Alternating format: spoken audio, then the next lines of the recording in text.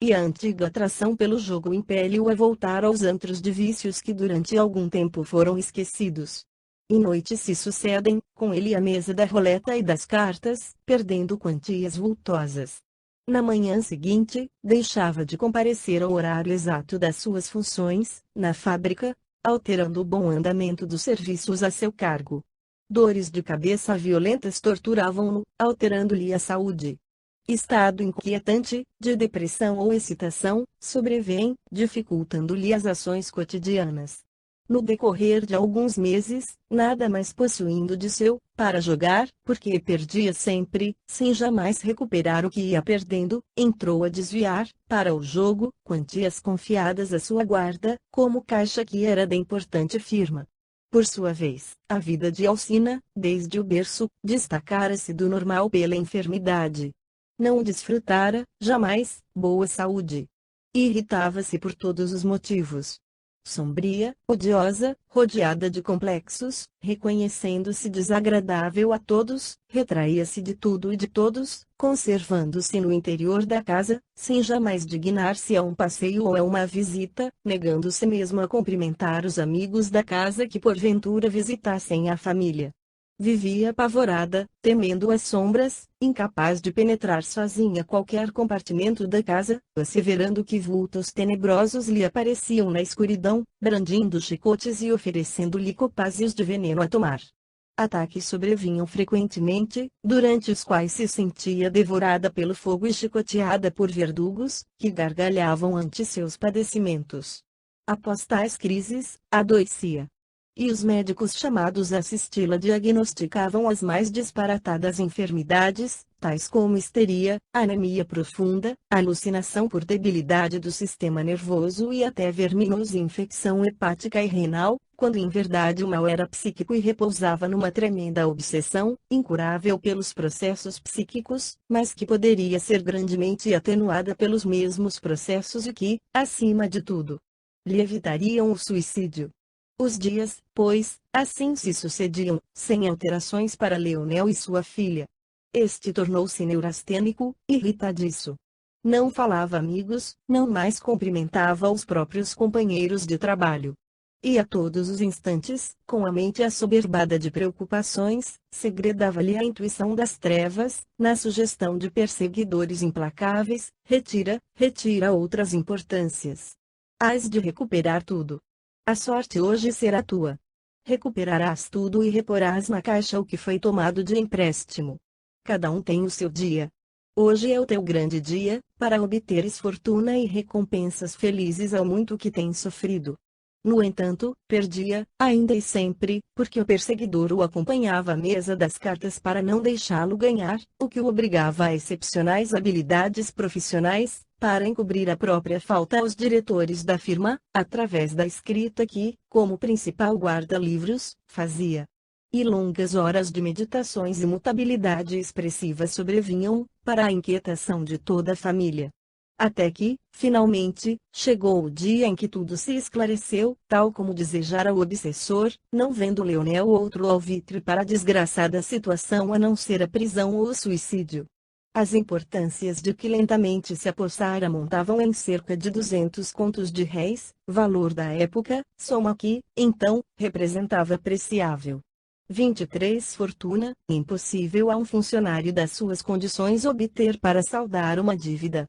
O infeliz livre pensador, então, desamparado de quaisquer forças de reação, porquanto nem mesmo uma fé religiosa jamais concordara em cultivar, preferiu o suicídio, assim se curvando, ato por ato, atitude por atitude, às sugestões do inimigo invisível que, realmente, só desejava desgraçá-lo.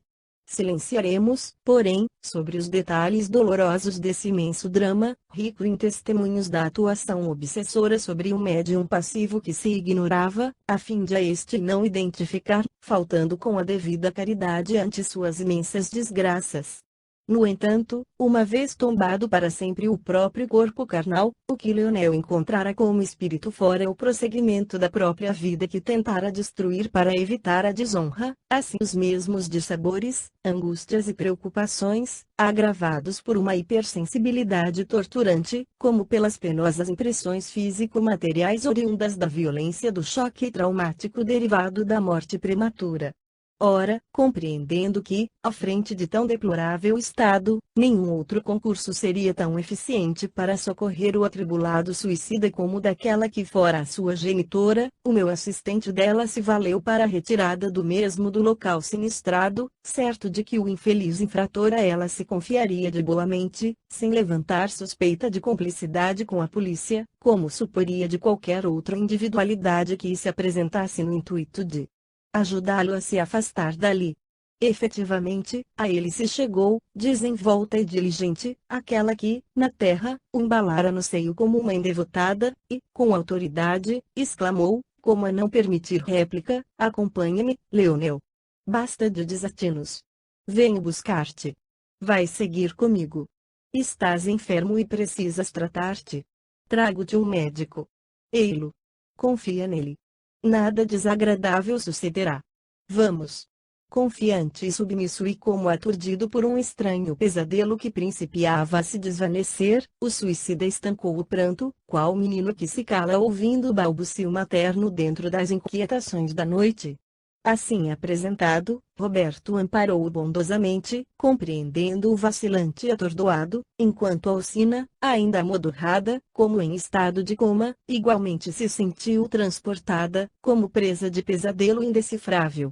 E lá se foram todos, abandonando o cenário apavorante de um drama dos mais patéticos que os incidentes terrenos costumam apresentar à contemplação dos trabalhadores espirituais. Capítulo 8. 24. Entre mentes, também urgia afastar os obsessores responsáveis pelos acontecimentos que descrevemos. Tratava-se de pequena falange de poderosos inimigos invisíveis, um pai e seus 3 filhos varões, uma família, portanto, perseguidora de outra família. Israelitas típicos dos meados do século XVI, em Portugal, era impressionante vê-los trajando ainda a indumentária clássica da sua qualidade racial e social da época, pois que, atados às tumultuosas recordações e às impressões dolorosas do pretérito, com tal veemência se haviam apegado ao mesmo, que seus perispíritos, pressionados pelas poderosas forças realizadoras do pensamento, se apresentavam exatamente idênticos aos seus envoltórios humanos de 4 séculos antes. Fossem alcançados pela vidência de um médium assaz desenvolvido e seriam notificados quais homens fantasiados para um baile de máscaras, indo e vindo, rancorosos e sofredores, pelo ambiente doméstico de Leonel, tal se fizessem parte da família. Não obstante, o imaginário médium teria simultaneamente observado certo detalhe singular nas configurações perispirituais das mesmas entidades, vestígios sanguinolentos em seus corpos físico-espirituais, tais como dedos das mãos e dos pés com unhas arrancadas, gotejando sangue, carnes queimadas, quais desenhos de feridas recentes produzidas por ferros incandescentes, pulsos deslocados, impossibilitando destreza de movimentos. Mordeduras de ratos gigantes, tão comuns nos calabouços de outrora, estigmas, ao longo das feices, pelo pescoço, braços e pernas, do azorrague despedaçador, enfim, todo o emblema trágico da ignomínia usada nos tratos às vítimas da Inquisição verificada em Portugal, por aquela época. Odientos e sombrios, deixavam entrever também o panorama impressionante da longa permanência na incompreensão, do desamor ao próximo, enquanto extrema fadiga, sofrimentos morais inimagináveis se estereotipavam em seus semblantes espirituais, indicando a urgência que traziam de igualmente serem socorridos pela misericórdia daquele que não deseja a perdição do pecador, mas que ele viva e se renove para o bem. Roberto fora hebreu em certa existência vivida em Portugal e na Espanha e fácil lhe seria valer-se da circunstância para atingir os nobres fins que trazia em mira. Fez, portanto, que retroagissem ao passado as próprias forças mentais, fenômeno de regressão da memória, tão conhecido nos dias atuais, passível de realização tanto entre encarnados como entre desencarnados, pela ação de uma irradiação da própria vontade, e voltou a ser o judeu de outrora, o homem oprimido e sofredor em Portugal, ao tempo da Inquisição, ameaçado a cada passo por um sequestro e quiçá pela morte. Sob os tratos do Santo Ofício, 3. Assim transfigurado, deixou-se materializar conforme requeriam as circunstâncias, e penetrou serenamente na residência sinistrada, a qual se afigurava às suas sensibilidades delicadas o próprio local onde existiriam o choro e o ranger de dentes lembrados na exposição messiânica que Moisés e os profetas te guardem dos teus. 3. Os espíritos evoluídos poderão retroceder no tempo, aplicando-se o fenômeno de regressão da memória, sem perderem a consciência do estado presente. 25 Inimigos e dos inimigos da nossa raça, Rabino, 4, saudou Roberto, intimorato, servindo-se de uma vibração mental especial, que aquele se afigurou o dialeto aramaico usado desde milênios pelos da sua raça. Grave, não demonstrando sequer surpresa, como se a saudação e o dialeto em que fora ela proferida fossem garantidas credenciais recomendando o visitante, o obsessor correspondeu naturalmente o cumprimento comum entre os seus, que Moisés e os profetas te guardem, e a nossa raça, da crueldade dos nossos inimigos. Fitaram-se, como se mutuamente se procurassem reconhecer. Roberto aguardou a interrogação, demonstrando, com essa atitude respeitosa, subida consideração à pessoa e à qualidade daquele em quem reconhecia um rabino. Este prosseguiu, ao fim de alguns segundos: de onde és? Como te chamas? Ao que vens? Venho da Andaluzia. Chamo-me Miguel. Trago-te uma mensagem de paz e de amor, a par da minha visita pessoal, com um convite. Aquele pareceu não ouvir o fraseado incomum para seus ouvidos habituados aos insultos das blasfêmias, e continuou, indivergente de apazão: és porventura um perseguido, um infeliz de quem fizeram um pária, como a nós outros, os de cá? Não, Rabino, não me perseguem. Isso passou, com o tempo. Coloquei-me sob a égide de um grande e poderoso Raboni, 5, o qual sabe defender de todos os males quantos se acolhem à sua sombra. E venho convidar-te, em nome de tua sobrinha Esther, a visitá-la e a te entenderes com ela, pois sei que sofres. 4. Doutor da lei judaica. Sacerdote judaico. 5. Título honorífico entre os judeus, que significa mestre. Jesus era chamado Raboni, mestre, pelos seus discípulos e admiradores desde muito, que tu e os teus fostes torturados sob 1000 injúrias e tratos cruéis, e que, portanto, necessitas de grande repouso e consolações. Assim tem sido, meu jovem andaluz. Porém, como me conheces, conheço-te, e aos teus, através dos relatos da tua Esther.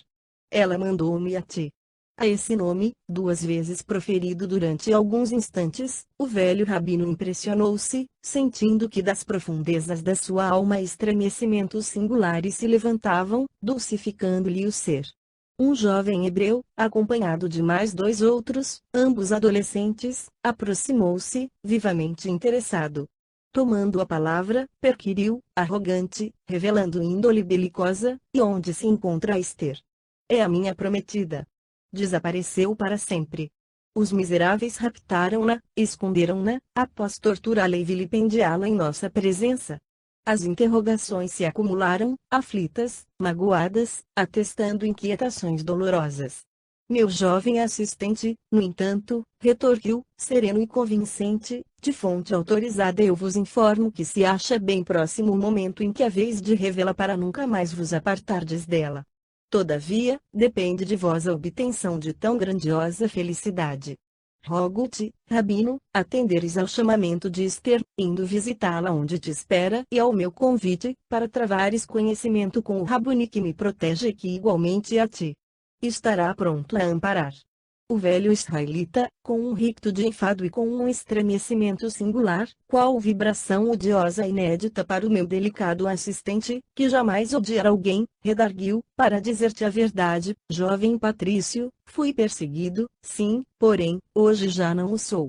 No momento revido as ofensas outrora suportadas, e tu sabes, pois que és um dos nossos, que, por muito que eu me dedique a requintar a vingança, não chegarei a ofendê-los ou fazê-los sofrer tanto quanto eles a nós outros o têm feito. És judeu, meu jovem andaluz, e não ignoras o que, em Portugal e na Espanha, o Santo Ofício há realizado contra nós. Quer dizer, então, Rabino, que esses de quem hoje te vingas, isto é, Leonel e família, pertenceram ao Santo Ofício, ou à Inquisição, em Portugal, e que o drama que neste cenário entrevejo tem origem nesse remoto tempo. A entidade obsessora voltou-se, agitada por significativa surpresa. Remoto. Tu dizes um tempo remoto. Não. Foi ontem mesmo. Pois ainda não estamos com o reinado de Elei Dom João III. Ainda estou ferido, e também os meus filhos, vês. Ardem-me horrivelmente as queimaduras, e magoam-me. Sangram-me os dedos, de onde me arrancaram as unhas. Sofro muito, e também os meus pobres e queridos filhos, que eram jovens honestos e gentis, que nenhuma ofensa dirigiram àquela malta, mas os quais agora vejo reduzidos a este estado. Foi ontem mesmo, foi. Oh! Mas sim. Às vezes parece-me que esse tempo está muito distante, que tudo aquilo aconteceu há séculos.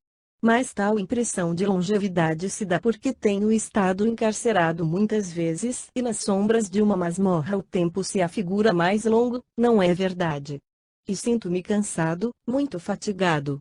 No momento, pois, vingo-me dos meus algozes de outrora, ou de ontem, nem sei ao certo desses, que aí estão.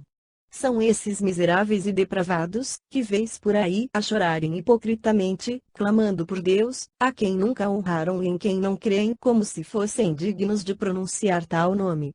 O que quero é despedaçá-los. Vês aquele, acolá. O moreno, de olhos grandes e melancólicos, como os de todo hipócrita quando planeja o mal. Ainda é o mesmo de outros tempos. Foi quem lembrou de nos dilacerar as carnes, abrindo-nos estas feridas. Conheci-o sob o nome de Fausto de Mirandela. Parece que agora usa outro nome, para melhor se poder ocultar, como faz todo covarde da sua espécie. Pretendo trucidá-lo qualquer dia desses. Quero vê-lo despedaçado, sentindo por todo o corpo as ardências torturantes que eu e meus filhos sentimos, quando nos arrancaram pedaços de nós mesmos com as tenazes em brasa, usadas pelos carrascos da casa da Inquisição. 6. Há dias atiramo-lo diante de um monstro de ferro e fogo, cujo roncar nos apavora, monstro que deita fogo, fumo e estrídulos dolorosos. Alarmantes. 7. Se o apanhasse, esse monstro despedaçaria em suas garras, pois que as possui inúmeras, grandes, terríveis, destruidoras. Porém, salvaram-no. Sei que já não sou, propriamente, um homem, mas apenas um simulacro de homem, a despeito de me sentir tão vivo e tão humano como dantes, assim como os meus filhos, e sei que eles, os meus algozes, o são, disfarçados, embora, em outras armaduras. Eles sempre se disfarçaram assim.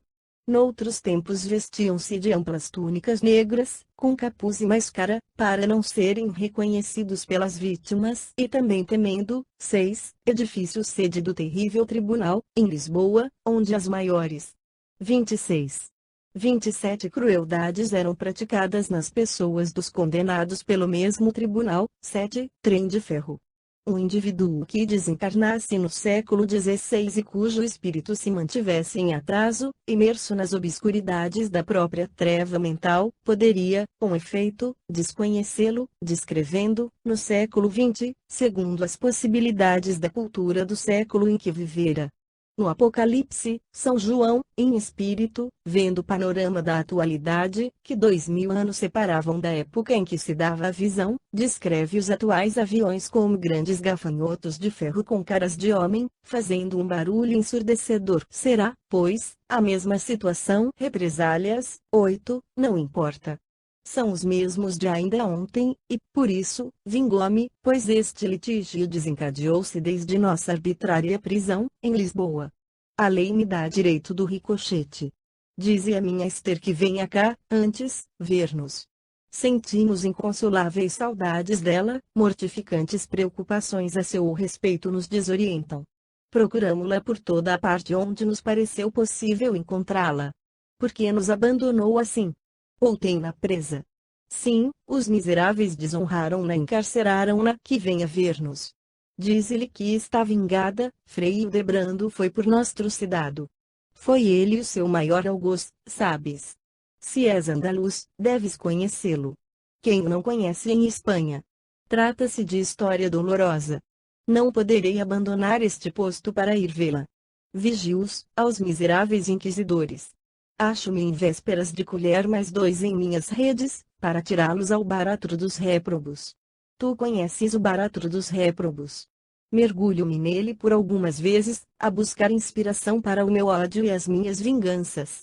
É horrível. Hei visto por aí todos os baixos níveis da sordidez humana, dos sofrimentos e depressões, mas nada se me afigurou mais sórdido do que a abjeção do suicida. E nem tá poderei explicar, porque me faltariam palavras.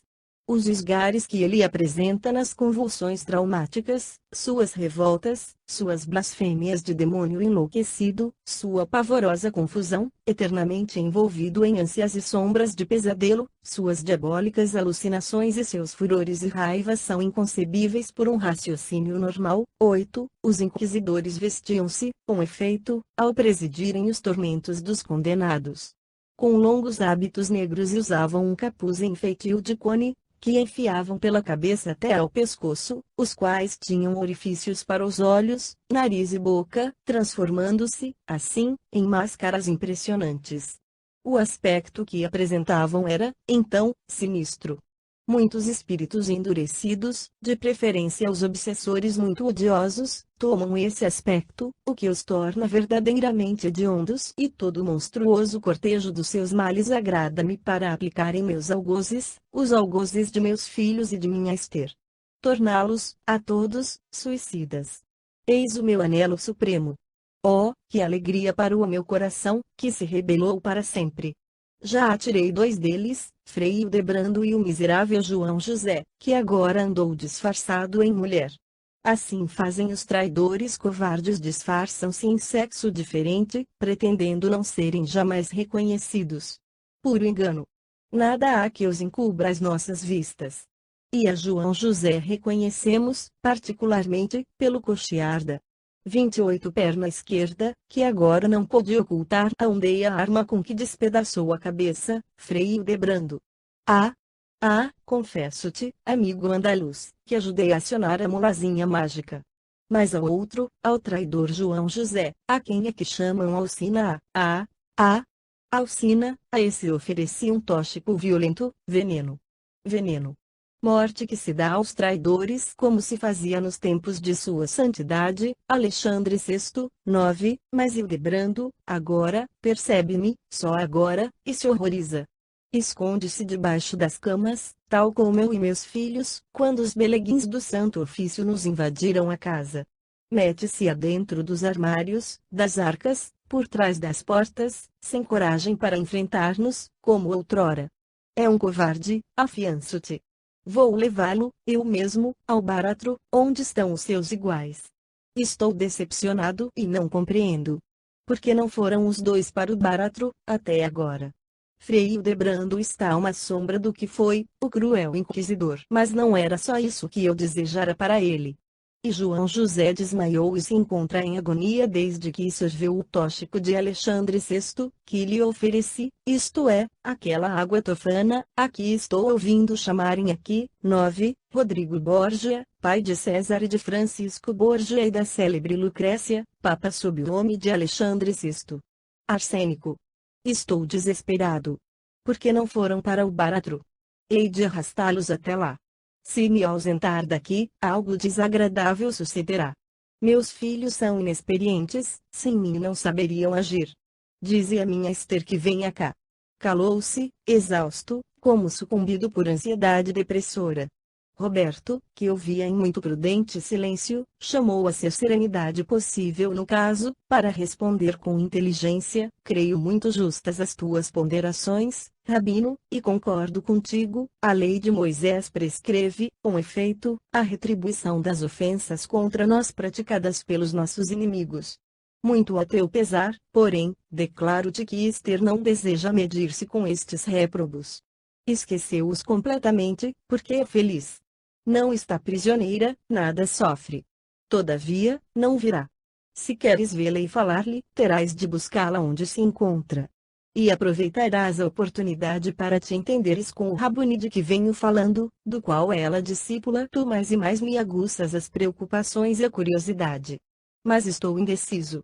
Esse teu Rabuni me reprochará pelos feitos que venho realizando em torno dos meus algozes. Muitos outros o têm feito, mandando-me perdoar-lhes, pois dizem que, com efeito, a lei e os profetas ensinam o amor aos semelhantes. Mas, que têm eles com os meus assuntos particulares? Aos semelhantes, sim, concordo. Mas, aos inimigos. Um inimigo será um semelhante nosso. Como poderei amar Frei Hildebrando, João José, Fausto e Cosme de Mirandela, a Condessa Maria de Faro? Quem é, afinal, ele, esse Raboni teu amigo?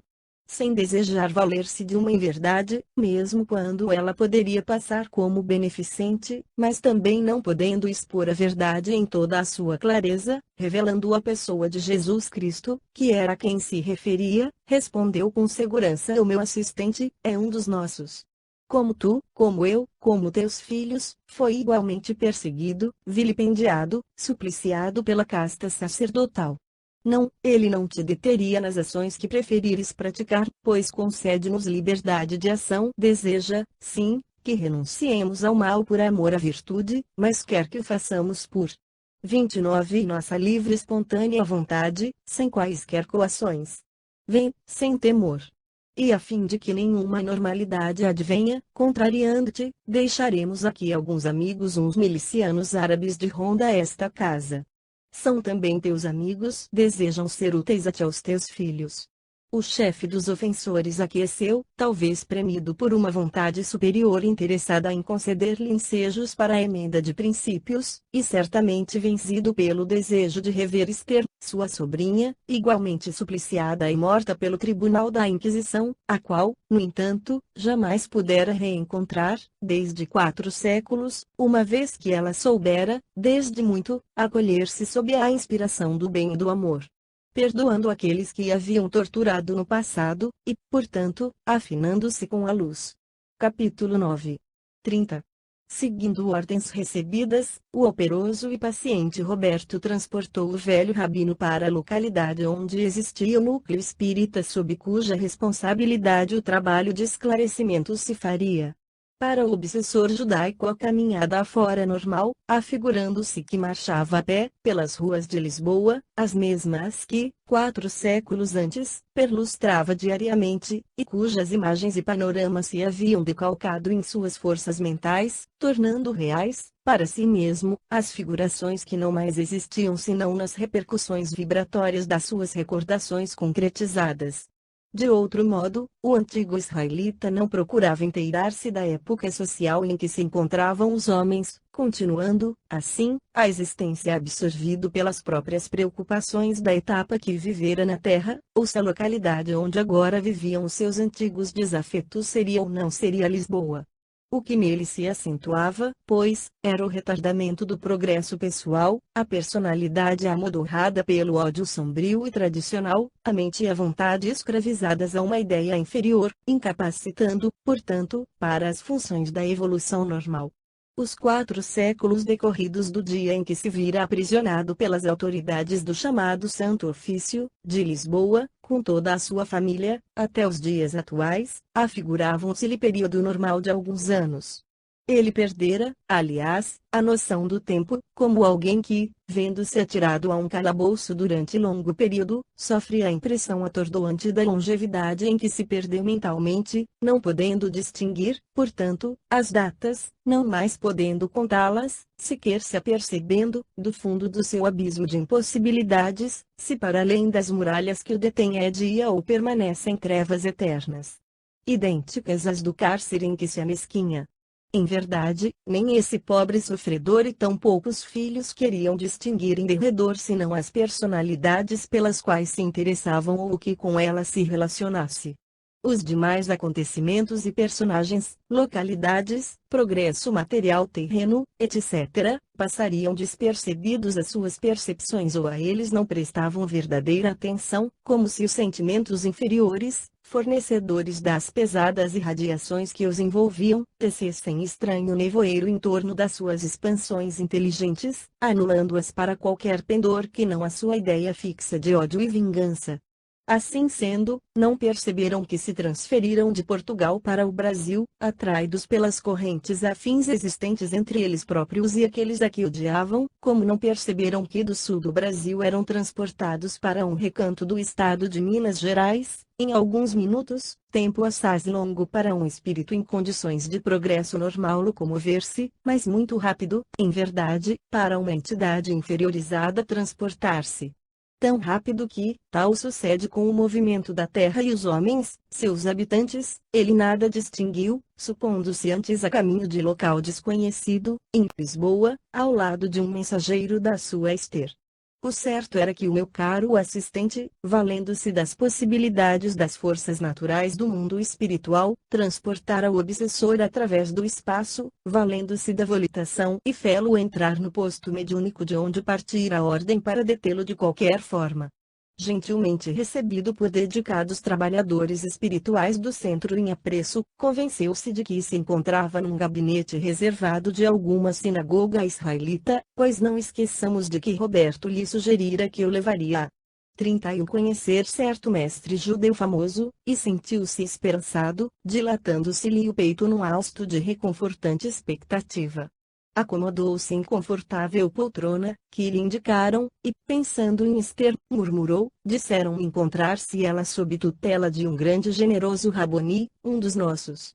Louvados sejam os profetas de Israel, que a salvaram do bando de corvos dos subterrâneos do Santo Ofício. Querida e pobre filha. Vou, finalmente, ver-te. Louvados sejam os profetas. Pendeu a cabeça e adormeceu sob nossa injunção. Sobre a terra, eram 2 horas da madrugada. Entretanto, na residência de Leonel, os 3 jovens obsessores viram que um pelotão de guerreiros árabes invadia a casa, enquanto exteriormente guardas armados se postavam, rodeando-a, assim impossibilitando quaisquer tentativas de fuga, amedrontando-os e predispondo-os a atenderem os convites para irem ao encalço do pai. Apavorados ante a perspectiva de perseguições renovadas, pois conservavam ainda, como atualidade impressionante, a lembrança das atrocidades sofridas sob o despotismo da Inquisição, corriam eles a se ocultarem, imprecando por socorro e misericórdia, bradando pelo pai, que já não viam, repetindo, ato por ato, as cenas de terror do dia em que foram presos pela milícia do Santo Ofício, cenas que o ódio e a revolta, o terror e o desespero haviam gravado de forma indelével nas suas superexcitadas mentes. Para eles, aqueles guerreiros armados eram os assalariados da igreja, que teriam criado um capricho novo a fim de arrastá-los ainda uma vez à prisão e à consequente tortura, já tantas vezes experimentada. Que importava a indumentária conhecida dos soldados árabes, que ali distinguiam? Por aqueles remotos tempos, não raramente acontecia que judeus, convertidos à fé católica, ou que afetavam a conversão para fugirem às perseguições, e visando a quaisquer vantagens pessoais que lhes permitissem viver em paz, aliavam-se às autoridades inquisitoriais ou a civis para perseguição aos próprios irmãos de ideal religioso, do que resultavam as mais revoltantes calamidades individuais, pois, confiantes na ação dos correligionários de crença, caíam os perseguidos em ciladas irremediáveis, sucumbindo pela traição, muitas vezes ignorando mesmo que eram traídos. E assim se encontravam, portanto, presas de pânico indescritível os 3 jovens obsessores, quando viram Roberto entrar sereno e confiante, procurando-os a fim de lhes falar. Reconhecendo, correram ao seu encontro, e, num brado uníssono, interrogaram, e o Senhor nosso Pai? Que é feito dele? E Esther? Onde se encontram ambos? Que lhe sucedeu? Receamos que. Mas Roberto, cortando o ensejo para maiores excitações, apresentou-lhes um bilhete lacônico. Arrebatou-lhe das mãos o mais velho dos 3, belo jovem de 20 anos de idade, que teria sido quando encarnado, reconhecendo, emocionado, a caligrafia da antiga prometida que lhe fora tão querida. E leu, com sofreguidão e nervosismo, confiai neste portador, que é leal amigo. Conduzir-vos a local seguro, onde ficareis ao abrigo de quaisquer surpresas desagradáveis. Será tempo já de descansardes, todos vós, e procurar viver em paz. Estarei convosco dentro em pouco. Confiaram, realmente, a indicação da alma querida que tão bem os estimava. 32 Aquela Esther que os desejava contemplar na senda sublime da verdade e do amor. Confiaram e seguiram, acompanhando o meu dedicado assistente, aflitos por se distanciarem do local que supunham invadido pelos sequazes da Inquisição. E assim foi que, ao cabo de algum tempo de marcha, viram que se descerrou, permitindo-lhes passagem, um frágil portão de ferro fundido, gradeado, tão comum no século XX, o qual lhes apareceu gracioso, habituadas que se achavam suas mentes à ideia dos pesados portões de carvalho chapeados de ferro ou de bronze, do século XVI. O mais novo dentre os 3 irmãos, espírito que havia 4 séculos conservava a forma perispiritual de um jovem de 13 anos de idade, pôs reparo no detalhe, rindo-se, exclamou, indiscreto, 10. Durante a recepção desta obra foi-me concedida a visão desses espíritos, com as indumentárias típicas da época. Das mais comoventes era a configuração da personagem Rubem, menino vivo, inteligente, regulando 13 anos de idade, com efeito, e como que nervoso, atemorizado. Trajava, veludo negro, calções e meias à moda da época, semblante marmóreo, lábios finos, olhos vivos e chamejantes, um pequeno gorro tipo casquete, com pequena pluma branca. De quando em vez, num ricto de dor, levava os dedos unidos à altura da boca e soprava-os, como se sentisse ardência, nota da médium, a julgar-se pela singeleza destes batentes, a segurança junto ao grande Rabuni não será poderosa. Os irmãos repreenderam-no, envergonhados, enquanto Roberto retrucava, pois não convinha deixá-los tomar quaisquer ascendências. Os vossos portões de Lisboa eram tão sólidos e pesados que um só homem lhes não moveria uma das asas. Não obstante, apenas 5 beleguins do Santo Ofício bastaram para depredá-los e saquear-vos a residência. Estes são frágeis, com efeito. Mas eu desafio a todas as milícias da terra e do invisível inferior a transpô-los para vos arrebatarem do pequeno solar que aqui vedes. Oh! Como te inteiraste do que se passou à nossa prisão? Adveio o mais velho. Esther entrou em confidências, porventura. Não, meu amigo. Vós outros mesmos revelastes tudo, com as recordações externadas pelos vossos pensamentos, ao transpordes estes umbrais. Nenhum deles entendeu, mas prosseguiram todos. Tratava-se da entrada principal do Centro de Trabalhos Espíritas a que me venho referindo, em cuja ambiência um grande drama do invisível marcaria o primeiro passo para o seu redentor epílogo. Penetraram o recinto, respeitosos e tímidos. Afigurou-se-lhes, como acontecera ao pai, haverem ingressado numa sinagoga provinciana, visto que se conservavam judeus, trazendo as mentes carregadas de conceitos e injunções comuns ao estado habitual. Distinguiram o pai comodamente reclinado numa poltrona, dormindo serenamente. Um raio de luar, melancólico e benfazejo, entrava pelas vidraças, aclarando, qual bênção celeste, a penumbra do salão mergulhado em silêncio. Dir-se-ia a luz indecisa de uma lâmpada de santuário, comum nas antigas sinagogas. Poltronas convidativas chamavam ao repouso. Eles procuraram acomodação ao lado do pai, sonolentos e fatigados. Meio atordoado, o mais velho levantou para o meu Roberto os olhos grandes e torturados e interrogou humildemente, fiel a uma dor de saudade que se alongava já por 4 séculos, e minha Esther? Quando a verei, amigo andaluz? Eles levaram-na. E ela? Nunca mais voltou. Compadecido, o meu assistente respondeu, acariciando-lhe fraternalmente os ombros, é alta noite. Agora não lograremos vê-la. Mas amanhã tê-la-ás contigo, fica certo, pois era necessário que os tratássemos como se ainda fossem criaturas humanas. Aproximei-me, só então, o coração invadido por intraduzível piedade, e apressei-lhes o sono perispiritual, de que tanto necessitavam, servindo-me de uma pressão magnética. E assim foi que aquelas infelizes entidades se entregaram ao sono indispensável à recuperação espiritual, as quais 4 séculos de ódio, de incompreensão e de inconformidade, haviam aprofundado os terríveis e dramáticos sofrimentos originários da perseguição religiosa movida pela Inquisição de Portugal, de sinistra memória. 33. Segunda parte: O passado. 34. Capítulo 1. 35.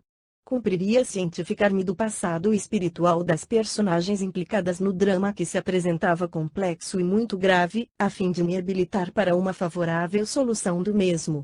Deixei, portanto, os delinquentes sob a guarda protetora dos responsáveis, espiritualmente, pelo centro que os hospedava, e afastei-me, tranquilo, convidando Roberto a me acompanhar num giro indispensável pelo espaço, à procura de informações seguras e rápidas. Certamente que, para inteirar-me dos remotos contratempos que criaram um antagonismo entre os meus pupilos do momento, não seria obrigatório recurso de varrer as ondas luminosas do éter, em busca de arquivos informativos que detalhadamente esclarecessem o de que necessitaríamos para um trabalho eficiente de reeducação dos mesmos. Tal processo, em sendo fecundo e seguro, mesmo belo, é lento e penoso, mesmo para as possibilidades de um espírito algo esclarecido. Impõe a necessidade de técnicos selecionadores, de demarcações rítmicas das ondas da luz, casando-as com os nossos padrões vibratórios, para que o serviço da boa captação não sofra deficiências para as análises sobre os acontecimentos a serem examinados. Conforme não mais ignoram os estudiosos e pensadores do Espiritismo, as poderosas sensibilidades etéricas, as ondas luminosas disseminadas pelo universo, o fluido universal, enfim, sede da criação, veículo da vida, possui a prodigiosa capacidade de fotografar e arquivar em suas indestrutíveis essências os acontecimentos desenrolados sob a luz do Sol, na Terra, ou pela vastidão do infinito. A história da humanidade, portanto, estaria arquivada em imagens e sons pelo infinito afora, e, como a da humanidade, necessariamente a história de cada individualidade, particularmente. Rever, portanto, o que passou, rebuscando imagens e cenas fotografadas nas ambiências etéricas, não será, para um espírito trabalhador, tarefa muito rara, embora penosa. Comumente esses espíritos o realizam para estudos científicos e filosóficos, lições profundas e muito eruditas para as almas fortes que se dedicam a cursos elevados na vida espiritual, para análises magníficas, que somente ao mundo invisível interessam, por enquanto. Para o caso de Leonel, no entanto, seria dispensável tal recurso, visto que poderíamos contar com outros processos mais fáceis, igualmente seguros. Poderíamos, por exemplo, extrair dos arquivos mentais do próprio Leonel, em operação psíquica melindrosa, o seu passado reencarnatório, particularizando episódios em que se visse em relações com aqueles que, no momento, eram os seus obsessores. Poderíamos tentar as mesmas informações com os seus 4 perseguidores, obrigando-os a um retrocesso parcial ao pretérito para extrair da sua memória, ou consciência, arquivos mentais do perispírito, as recordações informativas, exatas, uma vez que, na precária situação em que se achavam, não lograriam energias para evocar involuntariamente esse passado, com as minúcias de que precisaríamos. Repugnava-nos, todavia, torturar tanto a todos eles, pois forçá-los ao amargor do retrocesso da memória seria excitar-lhes o sofrimento, aguçando-lhes as raivas, abalando-lhes as faculdades carentes de bálsamos e consolações. Restava-nos, porém, o formoso espírito de Esther, que nos procurara naquela mesma emergência, dispondo-se a auxiliar os trabalhos com valioso concurso em torno dos seus entes amados e prontificando-se a tudo o que dela exigíssemos. Mas nós a víamos tão angelical e 36 adorável, tão docemente humilde e encantadora, que nos detivemos no desejo de solicitar-lhe o favor de uma confidência minuciosa sobre o passado dela própria e das 2 falanges litigantes, desencorajados de a levar a reacender no próprio ser episódios vividos entre dores e opróbrios, que antes deveriam ser para sempre esquecidos. Deliberamos, então, recorrer ao guardião hierárquico de Leonel, certos de que, por mais desgraçada e revel que seja uma individualidade, sempre será exato que contará com fiéis amigos do plano invisível, prontos a beneficiá-la e assisti-la, desde que ela própria consinta em ser auxiliado através da boa vontade em progredir.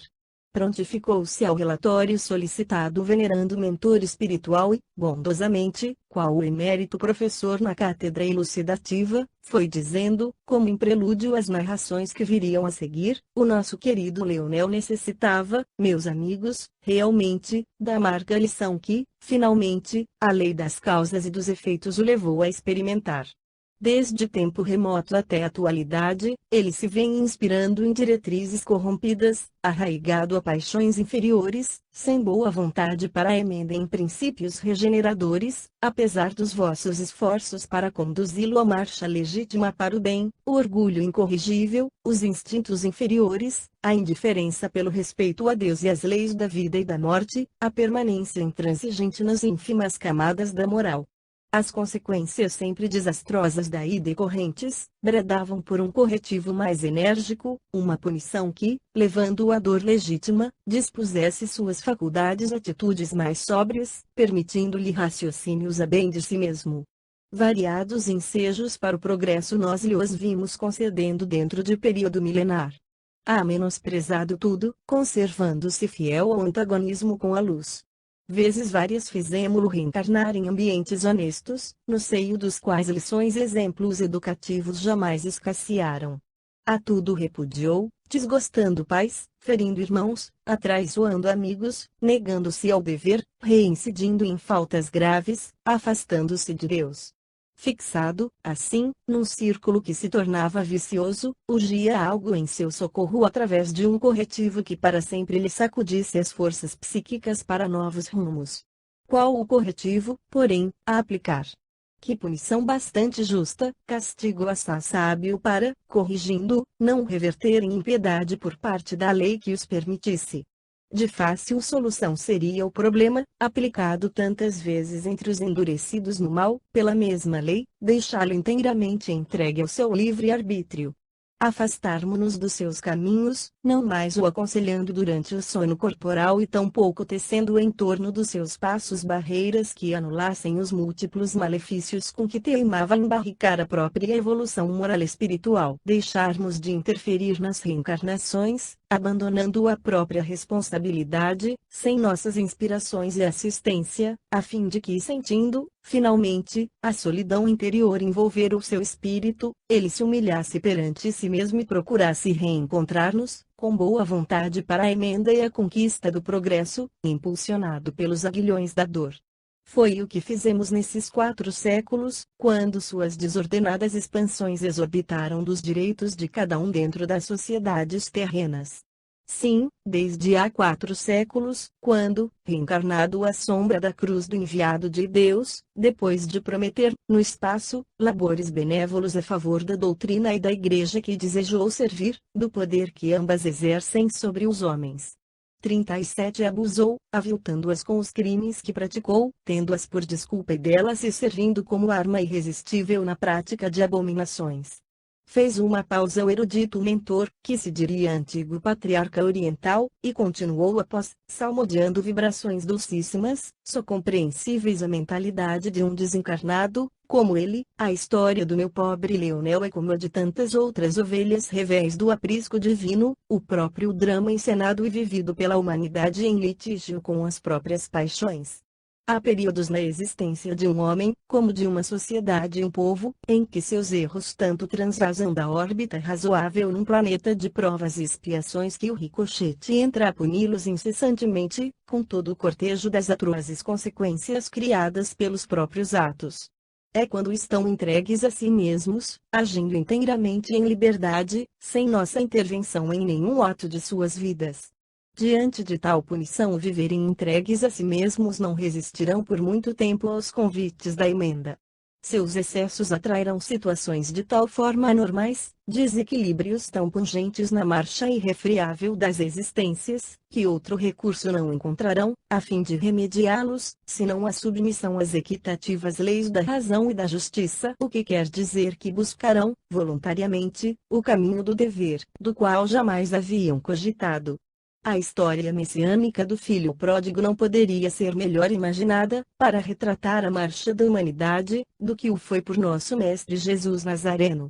Eis, pois, o corretivo supremo da lei: abandonar os rebeldes e endurecidos a si mesmos, não os assistir sequer com a inspiração, quer no estado terreno quer no espiritual, tal como o pai de família, que deixou partir o filho mais novo, certo de que as duras experiências, consequentes das próprias irreflexões, bem cedo levariam à emenda dos costumes, à regeneração definitiva. Deteve-se novamente o nosso ilustre interlocutor. Compreendemos que reunia recordações revolvendo arquivos mentais para nos confiar particularidades de um drama que sacrossantos deveres de assistência ao próximo nos autorizavam conhecer, mas, passados alguns instantes, elevou novamente o seu diapasão mental, que entendíamos por fraseado escorreito, e prosseguiu: fui judeu nos tempos do amorável mártir de Jerusalém, recebendo então, de suas próprias palavras e exemplificações, à luz dos ensinamentos eternos, e também obtendo a honra de morrer sacrificado pelo amor da sua doutrina, pouco depois da sua retirada dos planos terrestres. Apaixonado por seus ensinamentos, como espírito impus-me o dever de auxiliar antigos compatriotas meus à conversão ao ver o cristianismo, tarefa árdua, que me ha extraído lágrimas e muitas amarguras do coração. Não sou, portanto, senão pequeno mentor da falange litigante que acabais de conhecer, isto é, Leonel e família, falange da qual me afastei, temporariamente, por ordens superiores, dada a rebeldia com que se conduziam, mas dos quais me aproximarei desde que demonstrado seja o desejo do progresso e da reconciliação com o bem. Os sômbrios acontecimentos que se desenrolaram num período de 4 séculos, em reações contínuas entre o espaço e a terra, e que tiveram como personagens as duas famílias que conheceis, se originaram dos seguintes feitos de uma e de outra. E então o patriarca iniciou a narrativa, enquanto eu e Roberto, presos às suas vibrações mentais, entrávamos em seus pensamentos, assistindo, distarte, aos episódios, com tanta precisão e clareza como se comparsas também fôssemos das cenas evocadas. Mas, para que ao leitor seja permitido mais facilmente investigar 38 minudências na moral dos fatos em apreço, descreveremos a que então assistimos, com redação nossa, esforçando-nos em esclarecimentos que induzam a análises idênticas em numerosos dramas terrenos que diariamente surpreendem a sociedade. Capítulo 2. 39. Pelos meados do século XVI, já a Inquisição em Portugal estava definitivamente estabelecida. Depois de longas e muito fastidiosas demarches e controvérsias dos governos do reino com os poderes eclesiásticos de Roma, foi oficializado esse célebre tribunal, meio religioso, meio civil, cujos fins desumanos, inconfessáveis, são ainda hoje a mácula que enodoa não apenas o gesto da Igreja, que em hora infeliz consentiu patrociná-lo, mas também os poderes civis que o requereram e adotaram. A Inquisição, chamada, pela primeira vez, na Espanha, ó Santo Ofício, desde muito, segundo reza a história, fora estabelecida na França, século XIII, onde não se arraigou, como era de esperar, com a violência observada em outros países do sul da Europa, isto é, na Espanha, em Portugal e na Itália. Em Portugal, onde se verificaram os acontecimentos que evocamos, coube ao rei Dom João III, chamado Piedoso, graças ao fanatismo religioso de que dava provas, ativar as negociações junto de Sua Santidade, o Papa Paulo III, a fim de oficializá-la, decretando suas funções com plenos poderes, pois compreendeu esse cruel soberano as grandes vantagens de ordem econômica resultantes de uma perseguição sistemática oficial, contra os chamados hereges, ou judeus, tão altamente colocados no comércio como na indústria, uma vez que a perseguição incluiria confiscação de suas fortunas e bens imóveis. Jamais em outros países da Europa agiu a Inquisição, contra os judeus, com tão cruel violência como na Espanha e em Portugal. Esse tribunal civil religioso, como vemos, era estabelecido e patrocinado pelas leis religiosas, mas firmado também em poderes civis, ou nacionais, e por isso tanto servia à Igreja, ou aos seus representantes, como ao Estado. No todo não passou de politicagem torpe, à sombra da qual as mais cruéis, desumanas e vergonhosas arbitrariedades, os mais atrozes crimes eram perpetrados. O recurso de que se lançava a mão para exercer-se tal poder era heresia. A Inquisição tinha por finalidade perseguir os hereges, ou aqueles que assim eram considerados pelos governantes fanáticos e os agentes do papado. Em Portugal e Espanha, eram os hebreus, ou judeus, os mais perseguidos.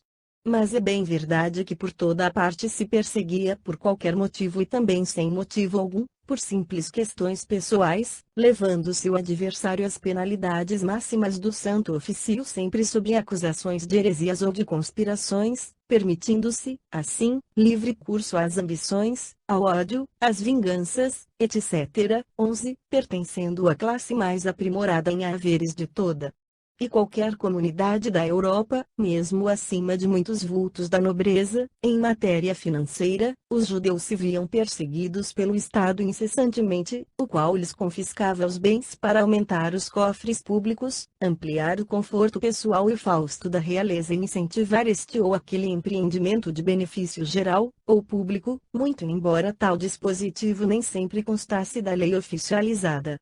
Seria um roubo que o Estado cometia, um assalto acompanhado de crimes e, 11. A Inquisição era tribunal eclesiástico, estabelecido pela Santa Sé, mas firmado sobre os poderes civis. Em Portugal, como é sabido, o governo usou de grande insistência para que a Santa Sé permitisse o seu estabelecimento. Os inquisidores geralmente eram os próprios religiosos, bispos, padres, frades, etc. 40. Abomináveis crueldades, pois os judeus eram classe honesta e seus haveres adquiridos através de esforços heróicos e perseverante trabalho. Prendiam-nos desde que fossem denunciados por este ou aquele cidadão, muitas vezes provindo-as a denúncia de torpes conciliábulos de conventos e paróquias e gabinetes governamentais, processavam-nos sob formas ditas legais, torturavam-nos a pretexto de convertê-los à fé cristã e salvar suas almas, queimavam-nos vivos em fogueiras levantadas nas praças públicas. Arrasavam, algumas vezes, suas propriedades, depois de saqueá-las, aviltavam suas esposas e filhas, antes de supliciá-las, esqueciam-nos para sempre no segredo de masmorras solitárias como túmulos, cometiam, enfim, toda a espécie de vilezas e atrocidades, de que hoje o mundo se envergonharia e tudo executavam em nome da religião cristã e à sombra da cruz redentora daquele que repetira aos seus contemporâneos, amai-vos uns aos outros como eu vos amei. Ora, precisamente em Lisboa, no bairro hoje denominado Mouraria, durante o reinado de Dom João III, 12, e quando as férreas leis inquisitoriais exerciam com violento vigor as suas arbitrariedades, erguia-se um solar de belas proporções, rodeado de altos muros de pedras superpostas, como fortificado, cujos portões pesados antecederiam os batentes de uma pequena fortaleza.